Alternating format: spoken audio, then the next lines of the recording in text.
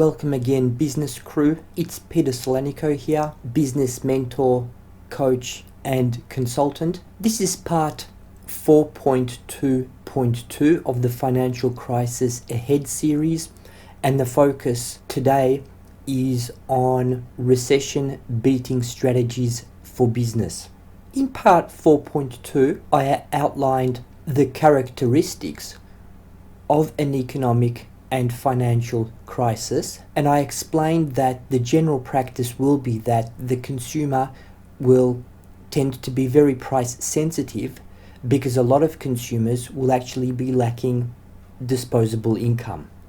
Now, this is going to have an implication on your business, and it doesn't have to be all that bad. In this part, I'm going to be providing you 4 personal examples, and in contrast to part 4.2.1, where I just discussed different tactics that you can use in order to help prevent theft and shoplifting, in this part, I'm actually going to be presenting you some business strategies. Now, the difference between a strategy and a tactic is that a tactic is actually very easy to implement. It's just something that you do. A lot of the tactics which I provided for you in the previous section, they were fairly common sense tactics when you think about them, although most people don't actually think about them, which is why I decided to actually point them out. Now, in this situation, I'll be discussing strategies. Now, strategies is more complex. It takes some planning, it requires allocation of resources, and it also takes some time to implement. As I said in a previous part, I tend not to provide examples of my business consulting clients because I feel it's a little bit unfair for them if they're paying me money to advise them and to give them ideas and also to help them implement certain tactics and strategies, and then I go out later on and then present those businesses as examples of various strategies. So I don't do that. However, I have had quite a bit of experience in the past, and there's a number of businesses that I'm personally associated with, and I have no problems in sharing my experiences with you. Now, the first business which I want to discuss was my first main business. This is a business which allowed me to support my wife as well as 2 children, and we had a very good standard of living thanks to it. I started the business when I was 22 years old. I had not yet completed university, and I knew that the big wide world was waiting for me and the workplace, and one thing that I didn't want to do was enter the workplace. I just couldn't see myself being enslaved to the system for the rest of my life, so I just knew I needed to have some kind of business, but I wasn't sure quite what that business was. So after some thinking, I decided on a tutoring agency, and the tutoring agency was the right business for me at the time, and the name of the tutoring agency is A1 Tuition. I started the tutoring agency with one service, and that service was private tuition. But over a number of years, I actually expanded considerably, and I added different products and services to the offering. I ran seminars which helped students prepare for their exams. We then went into book publishing. We did various forms of group tuition, and then as the recession breaker, I introduced a specific product. Now, this product was actually designed in preparation for the financial crisis. Now, I expected a global financial crisis to occur. Now, I obviously didn't know that it was going to occur in 2008, but I knew that something big was happening, and I realized that in late 2006. So as soon as I realized that, and after I was taken in a panic, I then thought, well, what am I going to do? I sold all of my shares, so I was out of the share market by middle of 2007. And afterwards, I then became busily involved in learning and developing my skills in trading options. That enabled me eventually, once the global financial crisis hit and the markets fell, that actually enabled me to make a considerable amount of money. So that part was fine. There was one area which still left me considerably exposed, and that was my business. Now, I understood that if there was going to be a financial crisis, which I had expected, I knew that the share market would fall, so that part is fine, but also thought, well, hang on, consumers will have less disposable income. I'm running a business. although the prices that I was charging for my services weren't ridiculously expensive, but for example, I was charging students for my services $50 per hour. Now, when people are unemployed and they have notices that their electricity and gas is going to be cut off, well, clearly $50 per hour for a private tutor is not something that you want to pay. At the same time, I also realized that if students had problems with economics or accounting or business management, which were my subjects, or if they did maths or physics or chemistry or many other subjects which my tutors tutored, then I also understood that these students wouldn't all of a sudden become geniuses in those particular subjects because economic conditions deteriorated. I understood that these students would continue to require assistance, but they would be looking for much cheaper alternatives. So after considerable thinking, I came to the conclusion, hey, I'm going to use information technology. I'm going to create products on CD, on compact disc. And the reason why I decided to do that is because using digital technology, I was able to keep the production cost very, very low.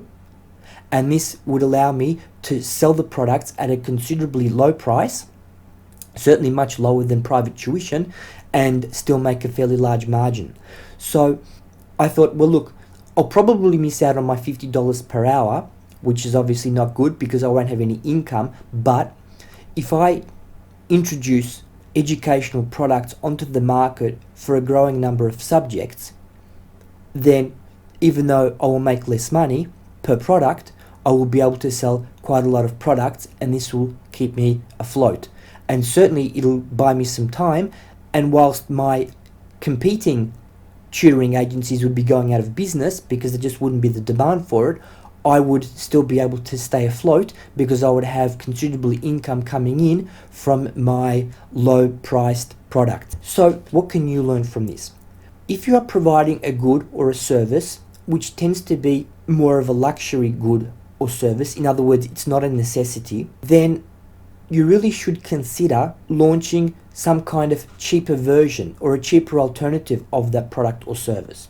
A good example is Hungry Jack's. Now, Hungry Jack's is actually targeted at price-sensitive consumers or consumers on a low budget, usually teenagers, because the goods that they sell are quite cheap. But within this low-priced menu, they actually have some super budget offers, such as the Stunner Meal. Now, the Stunner Meals, I normally buy the cheeseburger Stunner Meal, includes a cheeseburger, chips, a drink, nuggets, as well as a drumstick ice cream for $5.95. So that's a pretty comprehensive meal for just $5.95. So that's probably the best value meal on the menu. I don't go to McDonald's, but if you are familiar with McDonald's and if you know the menu well, then probably McDonald's is going to have something similar, that they're going to have premium menu items where they sell them for considerably more and they make large margins, but they also have some bottom of the barrel, really low priced budget items in there. I don't know, perhaps for $1 or $2, maybe they call them dollar meals or $2 meals. Look, I don't know, I'm just guessing, but probably they would be duplicating something that Hungry Jack's does. And that's an example of what I'm talking about. So when economic conditions deteriorate and consumers actually have less money, they will still need to eat.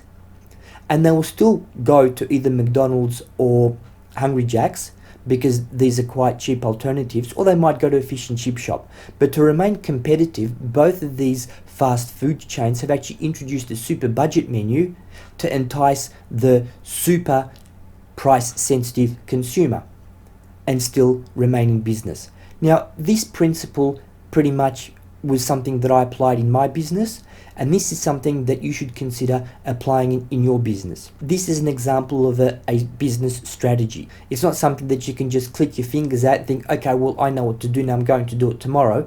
You need to have a good understanding of your products and services. You need to have a think about the core value that your products and services provide. In my case, the core value was education, was information, was accounting information, was economics information, was business management information.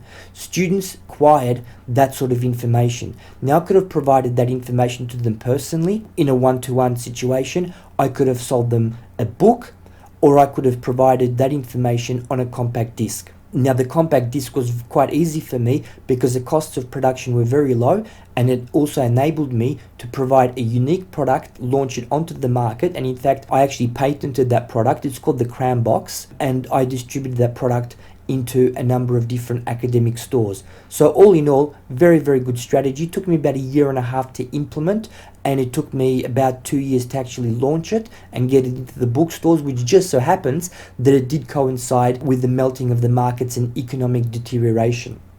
Coincidentally, not long after all this was happening, certain circumstances in my life had changed considerably, and I basically needed to put my organization to sleep, and I'm holding A1 Tuition as it was left in 2010, and that is going to be an organization business which is ready for my kids to take up once they're ready to do that, maybe when they're 19 or 20 years old. Yeah, that was a bit of a twist in my life that occurred in the year 2008 to 2009. That's beyond the scope of this podcast. The main thing is that it took me a while to implement, but certainly a very, very good strategy, something that allowed me to introduce a completely new product onto the market to get a competitive advantage over my competitors, and allowed me to expand my income stream in order to do so. The second business that I would like to provide as a case study is my girlfriend's cleaning business. The name of the business is Čiste Błysk. Very hard to pronounce, but it basically is translated to clean sparkle. It is a cleaning agency where my girlfriend does home as well as office cleaning, and is located in Poland. Even though the focus here is on an economic crisis in Australia, I also believe that there's going to be an overall global financial crisis in some time in the future, but I believe this will occur a little bit later than the crisis here in Australia. So I'm also there trying to protect my girlfriend's business against a potential crisis there.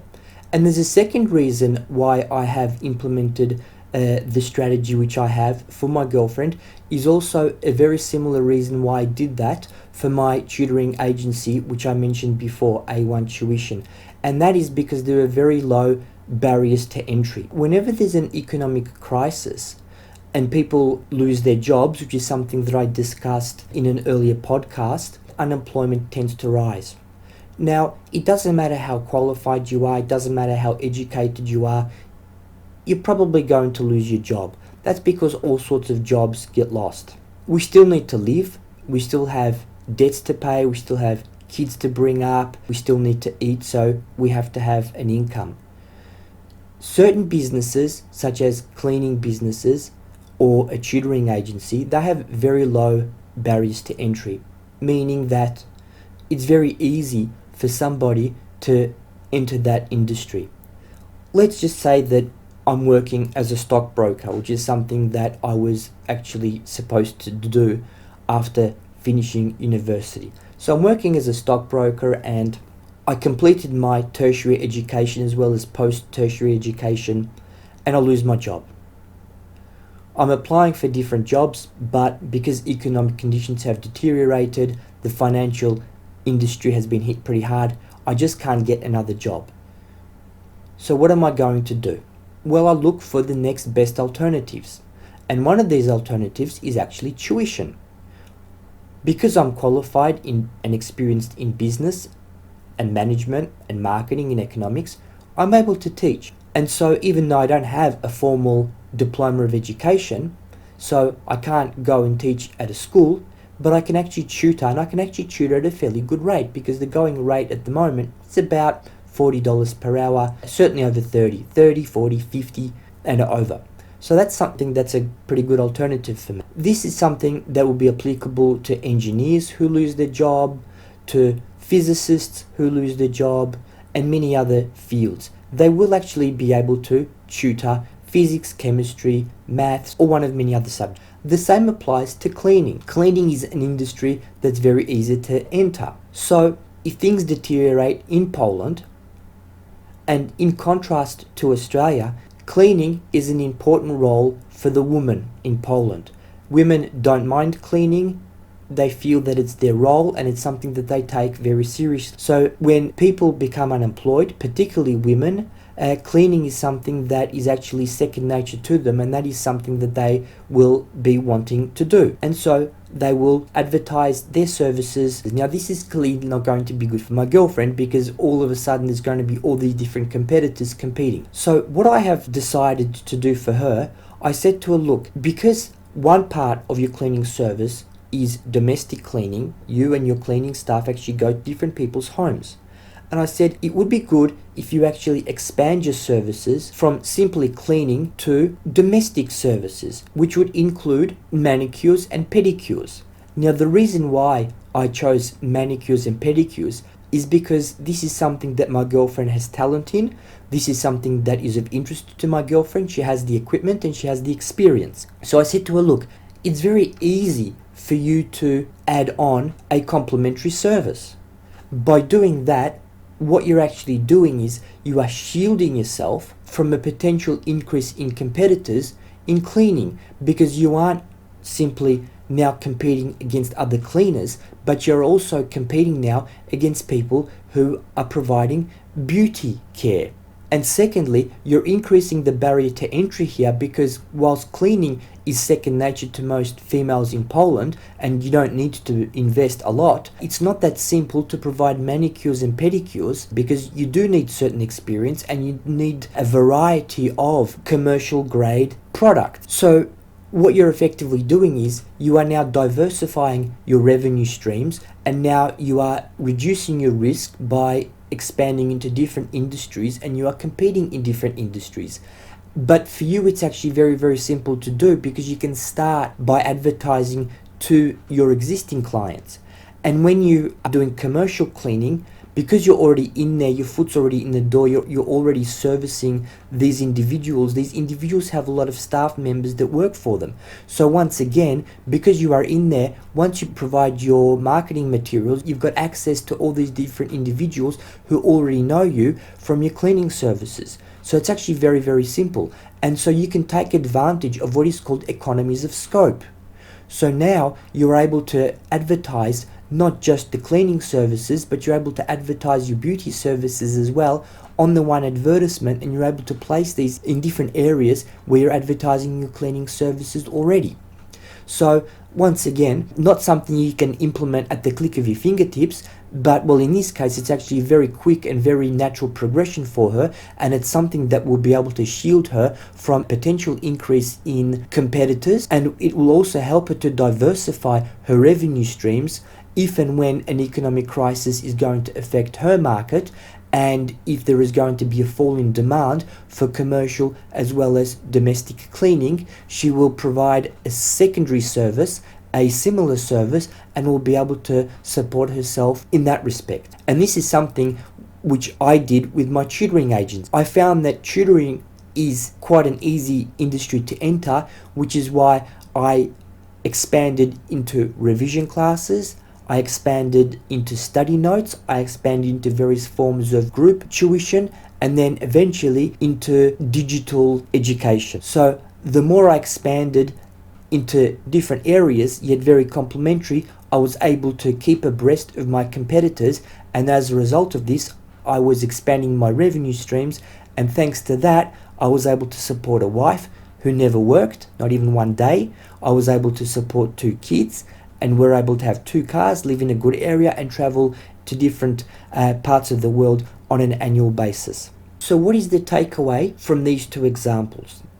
Well, if you are providing a good or a service where the barriers of entry are low, in other words, there is a constant threat that new competitors will enter the industry, particularly individuals who would not otherwise be interested, but who may be interested in this industry or providing these goods and services because they have lost their jobs, then certainly you need to stay one step ahead of them, and then consider how you can expand your products or services that will allow you to shield yourself against these potential threats. Now, this will apply regardless of what the economic conditions are, because whenever there are low barriers to entry, in other words, it's very easy for somebody else to enter the industry, you're always under threat of an increasing number of competitors. So in this situation, you should always be thinking about how can you expand, how can you add on.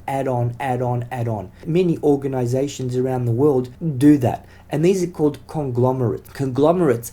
And one example is Wesfarmers, which compete in a whole variety of different industries. So that if one industry is affected adversely, then their income is supported by another industry, which hopefully will be performing pretty well during these conditions. So effectively, what I'm suggesting to you is to do the same that the large conglomerates are doing, but obviously you'd be doing it on a much smaller scale, but the actual net effect is going to be similar. You're going to be spreading your risk, you're going to be diversifying your revenue streams, and you're also going to be protecting yourself against potential competitors that will be entering the industry because they are forced to do that, because low barriers of entry allow them to do that in conditions where they may have lost their job.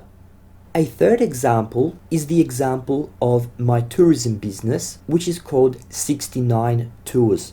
You'll find it at www.69tours.com. 69 Tours is actually a baby of a business strategy for myself and for my girlfriend. As I have been saying for a while now in the various parts of the podcast, I have been expecting a decline in economic conditions in Australia for a while. And if you can remember going all the way back to part 1 of this series, I said that one of the issues or one of the characteristics of a financial and economic crisis is going to be a low Australian dollar. I also said that domestically people are going to be screwed in Australia, mainly because of property price increases, petrol price increases, mortgages, debt, borrowings, and so forth.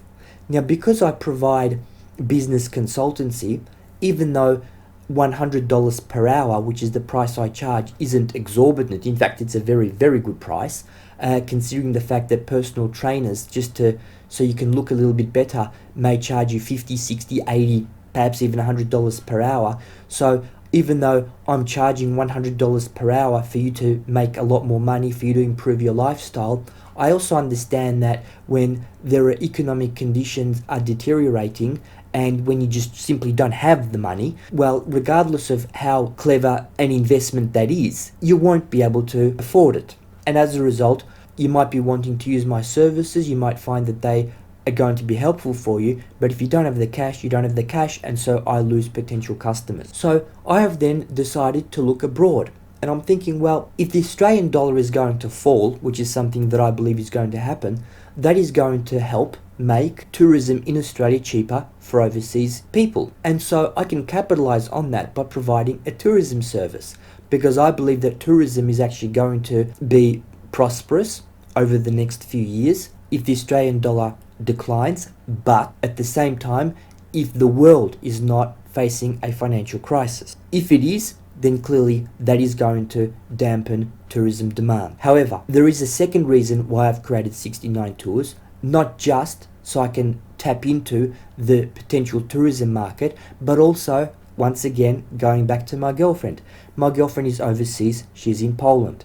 Because my girlfriend has access to quite wealthy people and business owners through her cleaning business, the fact that she has me here in Australia provides us an excellent opportunity to be able to capitalize on this situation and for her to provide a very unique tourism and travel opportunity for the people who she comes to contact with. So because my girlfriend, now that she has a business, has the ability to come to Australia practically every year, she's able to afford to do so, and she has the time to do so, in contrast to her situation in the past where she was working for a supermarket and she neither had the time nor the money. But hey, this is an example of a successful client of mine who used my business consultancy advice. I was able to establish the business for her, help her to grow the business, and now she's able to come from Poland to Australia every year for a few months. But I'm thinking, well, look, we can do better than that, because at the moment you actually have to pay for your holidays. You are paying for your airfare because you can afford to do that now, and you are paying for your holiday here, even though I'm obviously paying for certain expenses too. But I thought, Well, wouldn't it be great if somebody can pay that for you, and that somebody is not going to be me, because I certainly don't want to pay for it, and you don't want to pay for it. We would get perhaps a third person to pay for it. So I said, look, I'll do a deal with you. If you can get me clients for 69 tours, then I'll throw in such a commission that you won't have to pay for your airfare. You'll basically get your airfare paid through the commission, through the client. And so that's why 69 Tours was born. 69 Tours was actually a very good fit for her, to allow her to come to Australia and not actually pay for the airfare. It's also a very good fit for me because I love traveling. I spend a lot of time traveling. I always have. And that's one of the reasons why I've never worked a day job, because that would actually restrict me in my ability to travel, and I love traveling. So now, not only can I get to travel, I'm able to share my travel experiences with potential customers, and in doing so, I'm able to provide them really, really good value, and importantly, I get paid for it. And if the Australian dollar falls, and if economic conditions overseas continue to remain fairly stable, then that should provide good opportunities in tourism. And that is how 69 Tours has started, and that was the idea behind 69 Tours, and effectively it was born as a result of a business strategy. So what can you take away from 69 Tours? Once again, you need to have a good look at your business, what opportunities your business actually can provide for you.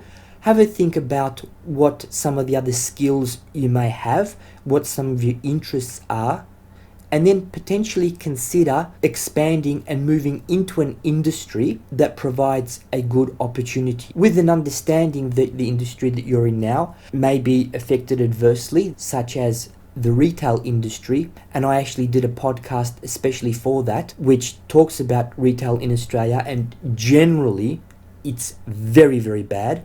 And in fact, most of my advice to most retailers is leave the industry. So leaving the industry, you'll think, well, hang on, okay, I'm going to sell my business. What am I going to do next?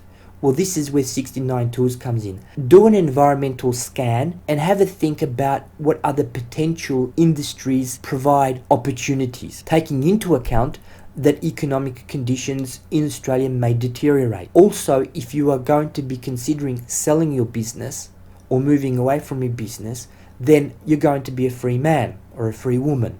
So then also think about who your contacts are, think about what particular avenues are available for you, and see whether that may open up some opportunities in other industries, like my girlfriend's business has provided for me here in terms of tourism. The fourth and final example I want to provide for you is, well, here it is. It's the business crew. It's my business consultancy business. The price which I charge is quite ridiculously low considering the benefits that you potentially can get from it. My girlfriend is a very good example. I have completely changed her life by helping her establish her business, and I did that from concept to marketing to strategy, the whole lot. So I transferred the life of a young woman who had no money to a globe-trotting woman that has plenty of confidence, has the love of life, flexibility, and a good sum of money behind her. That's what I can do. That's what I've done in the past, but that comes at a cost. And I understand that this cost may be excessive for some people, especially when we are coming into a financial crisis. So I'm using a similar strategy that I did with A1 Tuition. I'm now looking at different ways of providing the information to consumers, but in a more affordable manner. Some of the ideas I'm going through at the moment are ideas such as organizing weekend trips away for groups, where there could be 3 or 4 individuals, and we actually go and have like a businessman's conference, or we have a investors weekend, or we have a preppers weekend. You know, call it what you want, but basically involves me taking 3 individuals in my BMW, which is the car that I use for 69 Tours. I offer small group and private luxury tours. So here, very similar. I will take the small group of individuals. We will then go somewhere where we camp. So we're out in the wild, we're out in the fresh air, and we basically spend 2 days together, and then we just discuss about strategies, about the things that I'm discussing with you now. We discuss business issues, we generate business ideas, we brainstorm, we talk about various forms of investments, we talk about put options, we talk about gold, we talk about silver. We basically bounce ideas off each other, where the central person in this group was obviously going to be me, and then I share my knowledge and information and experience amongst a small group of individuals. Now, normally that amount of time spent with me would be in the thousands of dollars. I'm offering something like this for about $500 to $700 for a weekend per person. That's one way of doing it. So that's obviously a lot cheaper than if I did it one-to-one. Then there are other ideas which I also have, which effectively reduces the cost per person of accessing the information which I provide.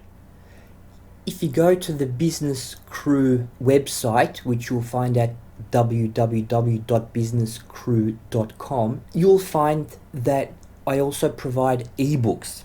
Now, I don't actually provide the ebooks at the moment, but the ebooks are there for the future if things deteriorate. I'm following pretty much the same footsteps as I did with A1 Tuition because, as I said before, that worked for me. So I'm providing business consultancy and mentoring and business education in various forms, but rather relying on the $100 per hour personal business consultancy, I'm actually providing budget versions of my knowledge and experience in different formats. You'll find some of the titles, which eventually will be coming up, include 20 businesses which you can start up for less than $1,000. There is a book which I'm about halfway through, which is taking a critical review of multi-level marketing.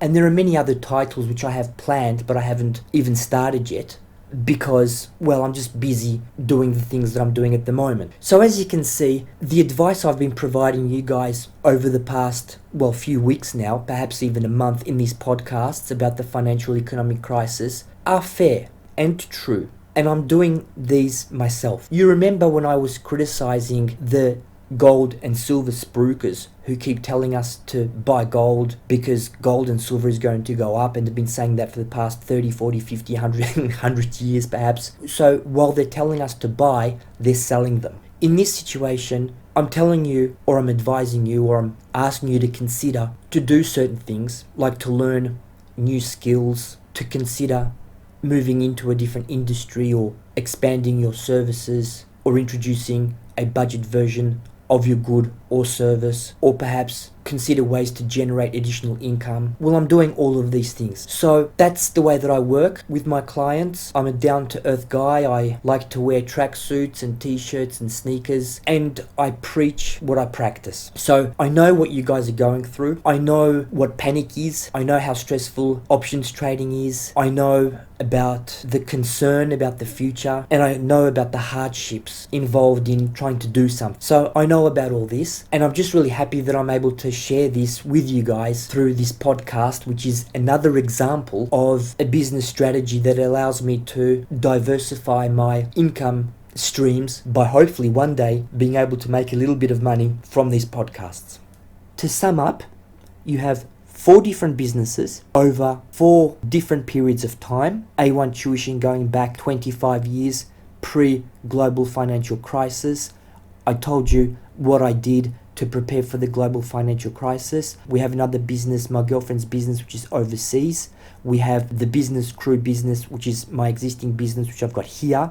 Then we have the derivative business, which is 69 tours. And so what I have done with each of these businesses, I have identified what the potential threats are. It could be low barriers of entry, it could be increasing competition, it could be a decline in disposable income of consumers. I've then implemented strategies as well as tactics to help overcome those. So look at your business, think about how a global and economic financial crisis will affect it. Now you will know how it's going to affect it by what I have told you in the early part of the podcast, where I described the impact it'll have on disposable incomes on individuals and on the domestic conditions here in Australia. And then think about what you can do to shield yourself against that. It could be through diversifying your products and services. It could be getting out of the industry. It could be identifying another industry to get into. It could be launching cheaper goods and services. As well as, obviously, there are many other strategies you can utilize, such as creating alliances or partnerships, working with your competitors, getting your friends involved, so you're spreading the risk and so forth. So really, there's an awful lot of opportunities, but the main thing is that you need to prepare for it now, because we don't have the financial crisis now. We don't have an economic crisis now. We might not have in 3 months, we might not have in 6 months, we might not have in a year. I don't know when we'll have it, but that's okay, because the longer that we don't have it, the more time you will have to prepare for yourself. I didn't know in 2006 when the global financial crisis was going to hit. I didn't know that. I was preparing as if it was going to be seen next month. It just so happened that it took a year and a half. And that's fine, because that allowed me to launch a number of products and get them into the stores. So that was fine too. And even, let's just say, even if the global financial crisis would not have hit, even though I might have been completely wrong, hey, I expanded my business and I ended up owning a copyright on a unique educational product. So what I'm effectively proposing is a low to no risk strategy, which is going to benefit you even if we have a financial crisis or not. But if we do, it'll help you to protect against it, and you're going to have an advantage over your competitors. Remember, the thing I don't like, end of the world, it's not going to be the end of the world. The world will continue. Now the question is, are you going to be there once economic conditions start to pick up again, or are you going to be a bankrupt? Many people are. Hopefully I'm not, and I'm certainly doing things to shield myself, and hopefully you won't be either if you do things to shield yourself as well.